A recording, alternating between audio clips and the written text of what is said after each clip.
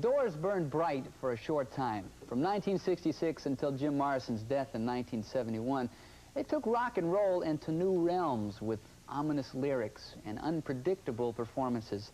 Morrison called himself an erotic politician and left behind a tragic story of self-destruction and a legacy of music more popular today than ever. Well, tonight we have a profile of the Doors from the 60s through the 70s and what that all means today. Now, the Doors gave us some film from their archives that hasn't been seen for years, and let me tell you, there's a version of the end here that is really going to blow you away. We also interviewed all three surviving Doors. Ray Manzarek was shooting a video for his new album, Carmina Burana, and Robbie Krieger was working in his own home studio on an album of dance music, and John Densmore has been acting in his own one-man play. It's called Skins. The Doors, their fire is still burning, really. After a while, Jim said, "Hey, you guys, we need some more songs. Everybody go home and write some songs." So I went home and I wrote, the first one I ever wrote was Light My Fire. And it's been all downhill ever since.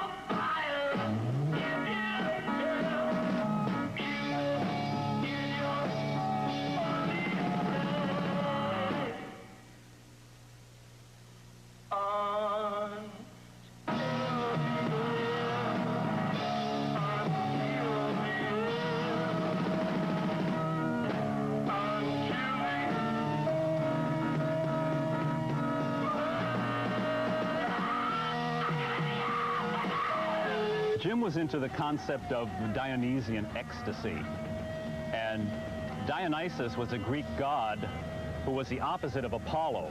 Apollo is the god of order, of music, of propriety, of the right stuff. You know, all our missiles, all our rockets that go to the moon are all called Apollo. America is a very Apollonian country. And the Dionysian ecstasy was not a mental order, it was a physical order. You would get into the physical and just kind of revel in drunkenness, revel in excitement, revel in just being alive, just the spirit of your own body. We want the world and we want it!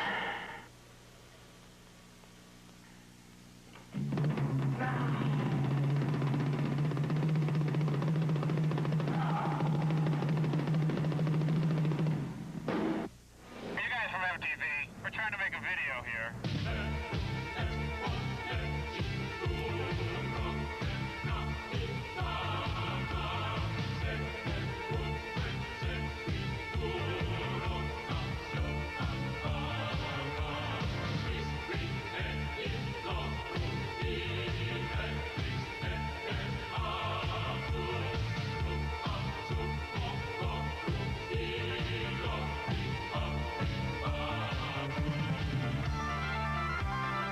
I've done Carmina Burana, Karl Orff's wonderful composition, 1935, 37, a cantata with voices and everyone's just singing their heads off.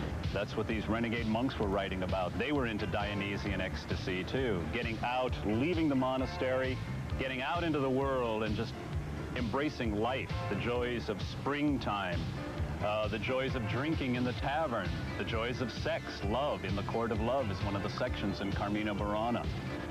Sense of power. It was a classical piece of music, but it also had that real throbbing, driving, that rock and roll thing, that Stravinsky-like power, the minor harmonies that were like Russian music, but also like Doors music.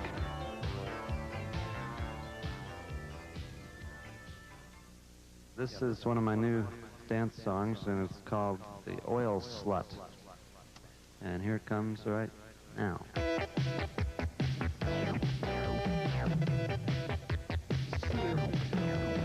Well, over the past year or so, I've been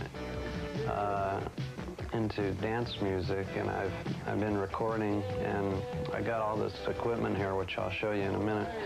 And I'm really into synthesizers and all the electronic stuff right now. Having a ball with that stuff in the studio. I'm about halfway into a new album right now. I'm getting to the point right now of trying to sell it to a record company. It's going to be called Robbie's Hobby.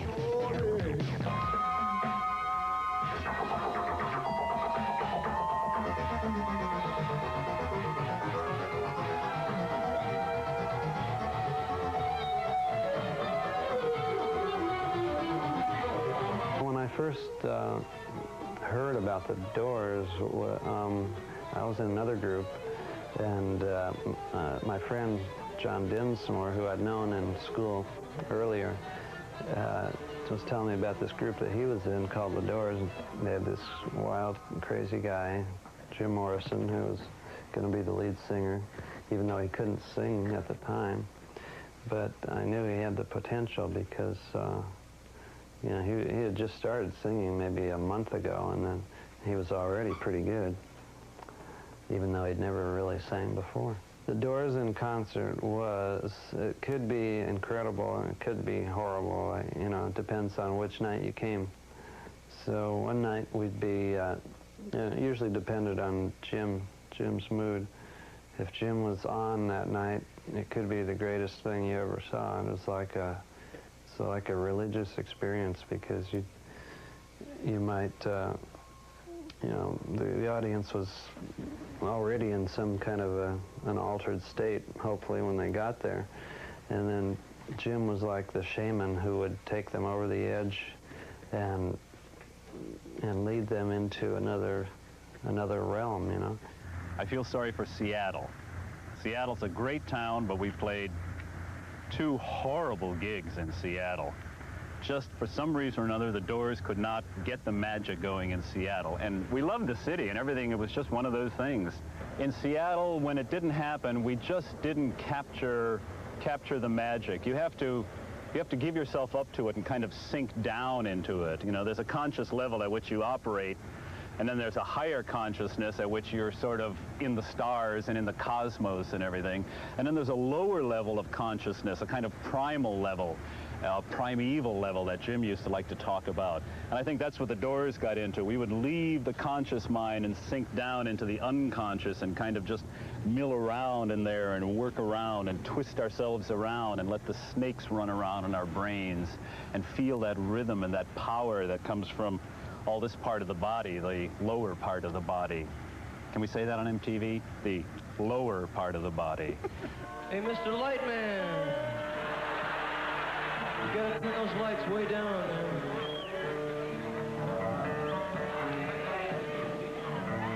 Miami really turned into a disaster for the Doors. At the time, nobody really thought it was such a big deal.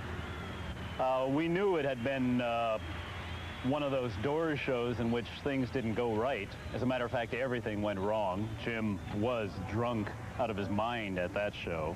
We played badly. The stage was rickety.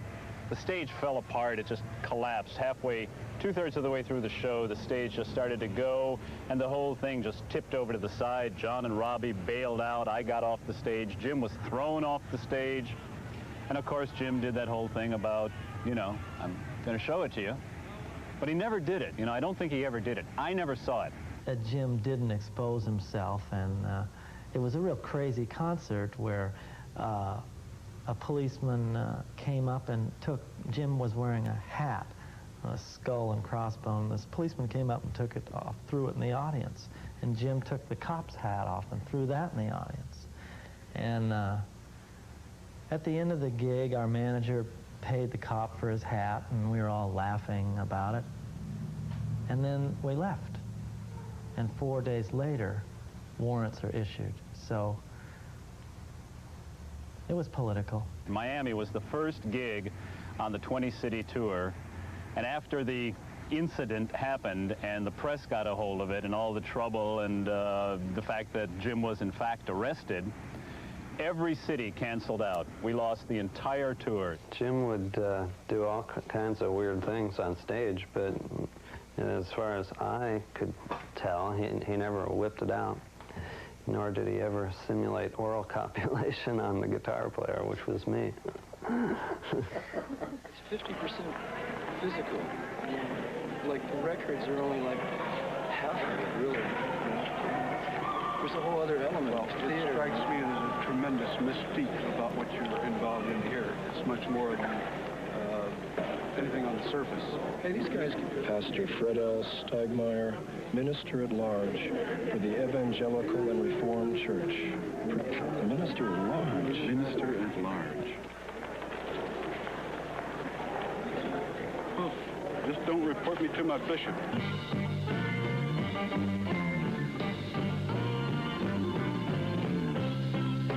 An ancient lunatic reigns in the trees of the night.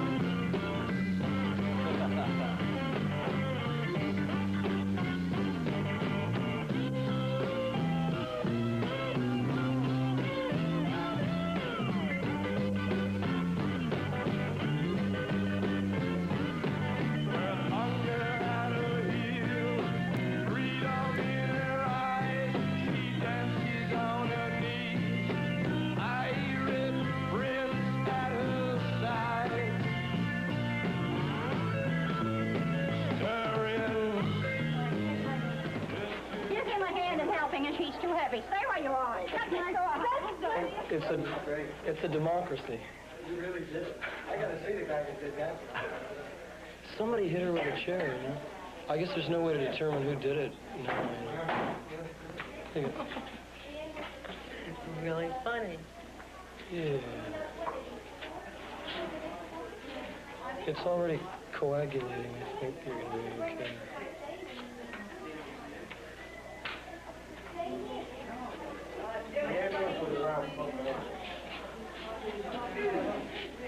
Are you in the group or anything like that? No, she was just an innocent bystander, and someone became a victim. Someone whacked her with a chair. Oh, I whacked her with a chair. Yeah. I don't know. Are you sure it was a chair? I don't know what it was.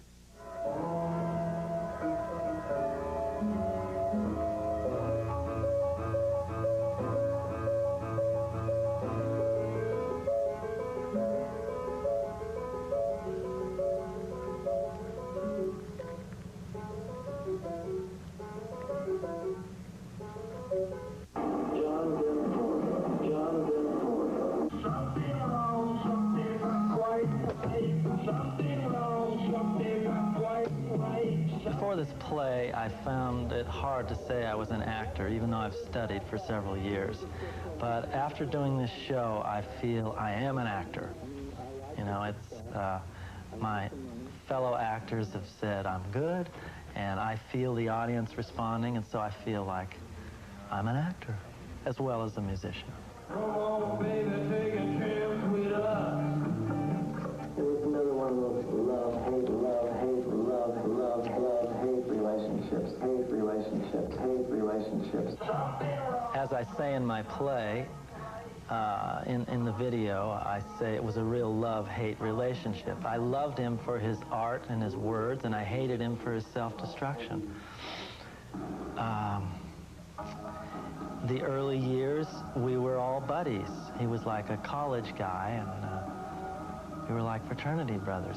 As he started to destroy himself, I pulled away from him as a statement, you know, and he knew it. He knew I disapproved of how far he was going. But he was set on it, you know. There's nothing I could do about it.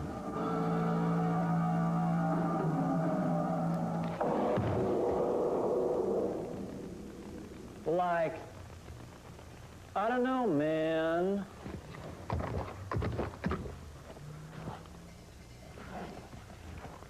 That's me, isn't it? Or is it? Or was it?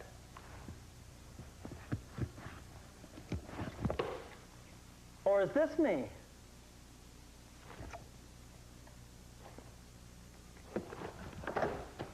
John forgot his name.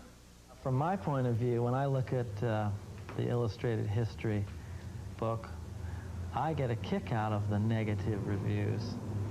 There's one in particular I just love. We were the house band at the Whiskey, and Pete Johnson, he says, "This band has the worst stage act I've ever seen. The singer sings with his eyes closed, and the guitar player wanders around like he doesn't know where he is, and the keyboard player hunches over, emoting mystery from the keys."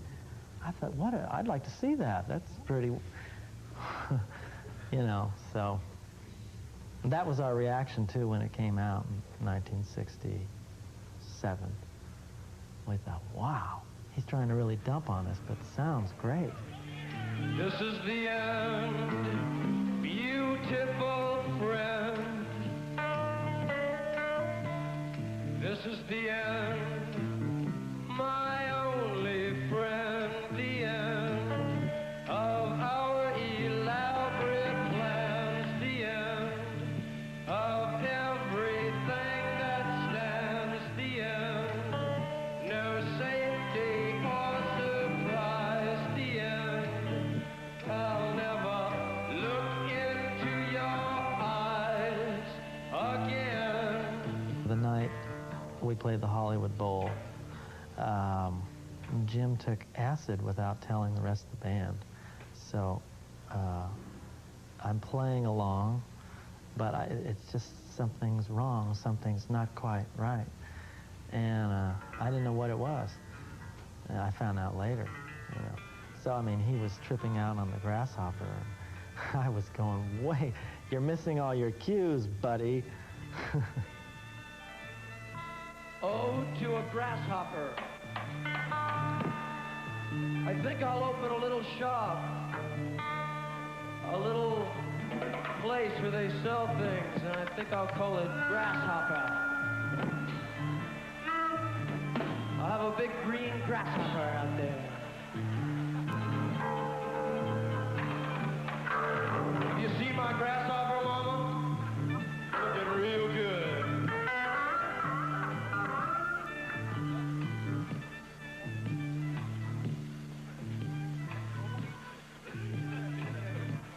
Uh-oh, I blew it at some moth. That's all right, he ain't got long to go. So we'll forgive him. Ensenada, the dog crucifix, the dead seal, ghost of the dead car's son. Stop the car! I'm getting out! I can't take it. Hey, look out, there's somebody coming, and there's nothing you can do about it. A lot of people have said, hey, why didn't you try to stop him? You know, couldn't you see that he was drinking himself to death? And yeah, we could see it, you know. John knew it, Robbie knew it, I knew it. Jim was going to die. But there was nothing anybody could do to stop him. The road to excess leads to the palace of wisdom. And Jim Morrison was a very excessive person. I think he had to be excessive. He had to take it to extremes. But by being excessive, he lived out on the edge for all of us. All of us that are, let's face it, afraid to go out there. It's scary out there, man. It's scary. You're alone. You're all alone. There are no rules, there's no foundation, no mommy, no daddy, no school, no government, no religion. He was out there all by himself. And he was bringing messages back to us who were afraid to go out there. And it was excessive, you know? He lived an excessive life, but he did it for all of us. I think that kind of talent has to be excessive. That kind of genius has to go out there where we are afraid to go. You walked on down the hallway, baby.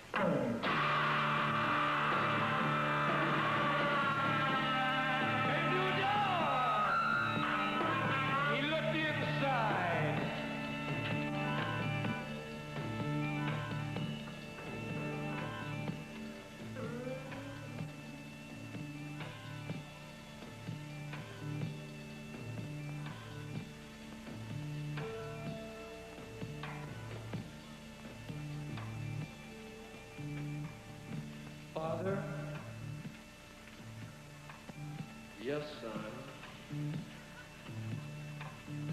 I want to kill you.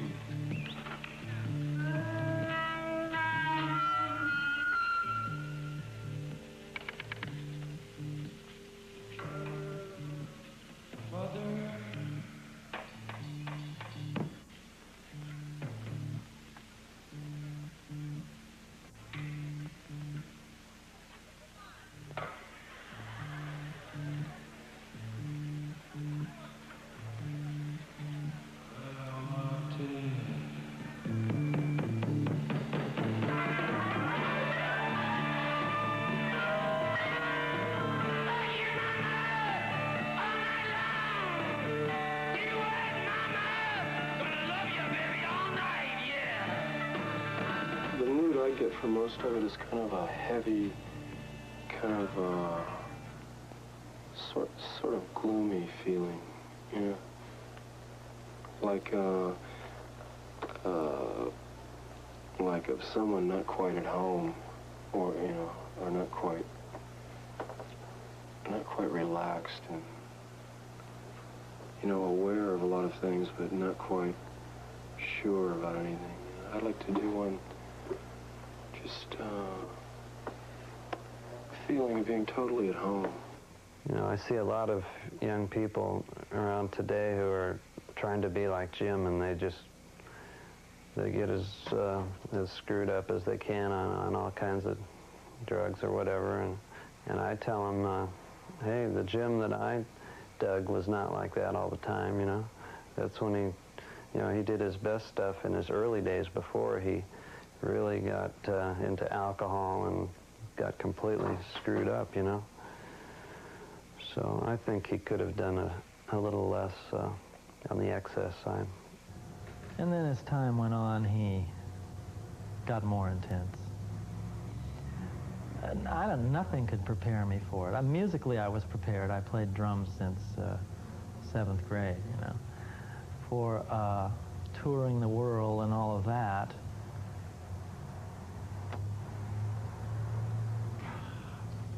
what can I say?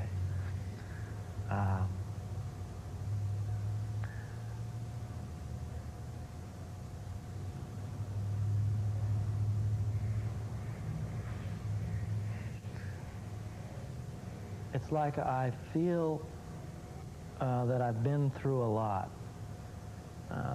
Great highs and some real heavy lows.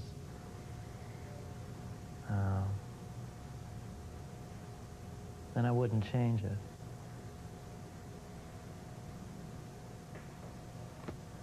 I think these days, especially in the States, you have to be a politician or an assassin or something to really be a superstar. Love me one time, babe. Could not speak. Love me one time, baby. Hear my sky weep. But love me 2 times, girl. Last me out to the week. Love me 2 times, and don't wait. Maybe 2 years ago when the quote-unquote Doors revival started, And due to a couple of things, certainly due to Danny Sugarman's book, along with Jerry Hopkins, No One Here Gets Out Alive. Very exciting story. Francis Coppola put the end in Apocalypse Now at the beginning of the movie. And we've decided to finally release a greatest hits package, as they call it in the business. I think if Jim came along today and the Doors started today, I think we'd be giant, you know, because, you know, a lot of kids, when they hear Doors stuff now, they say, oh, I like that group, I'm going to go out and buy it, you know. And they don't even know that it's an old group.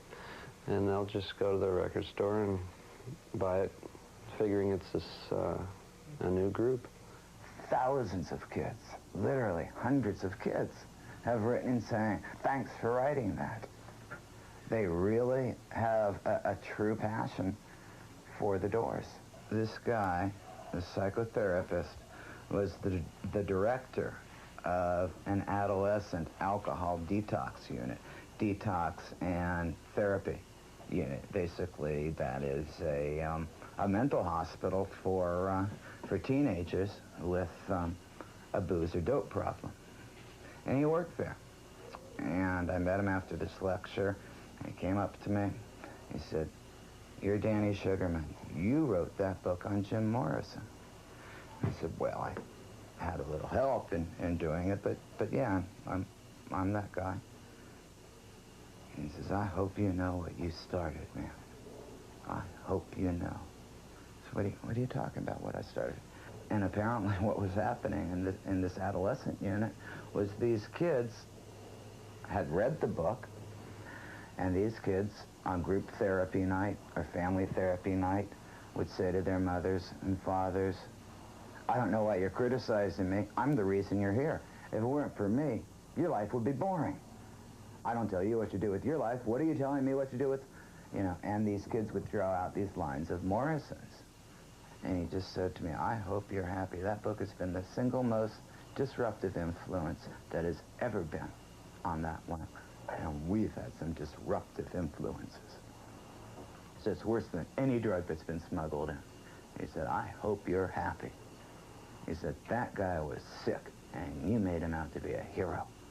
He said, I just think it's sick. I was really knocked down. It really hurt. Because Morrison, to me, was such a positive voice. I mean, his trip wasn't about death. No.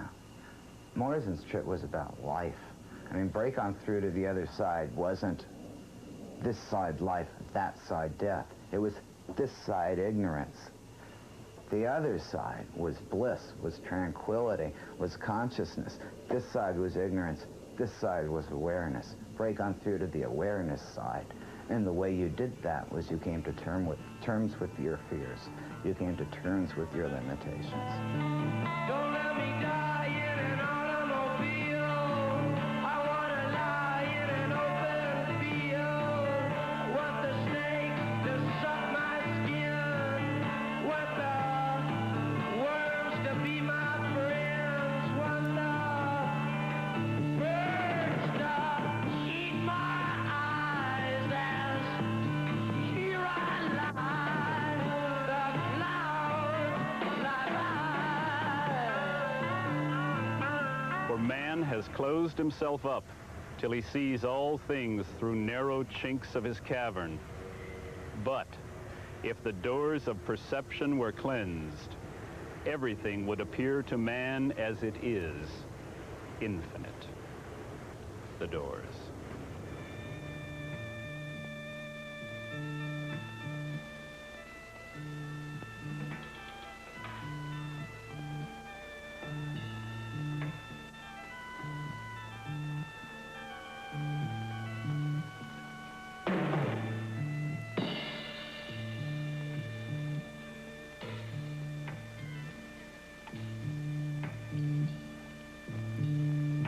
This is the end, beautiful friend.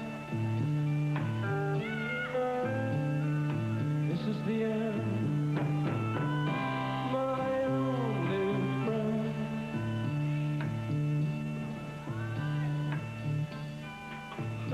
to set you free.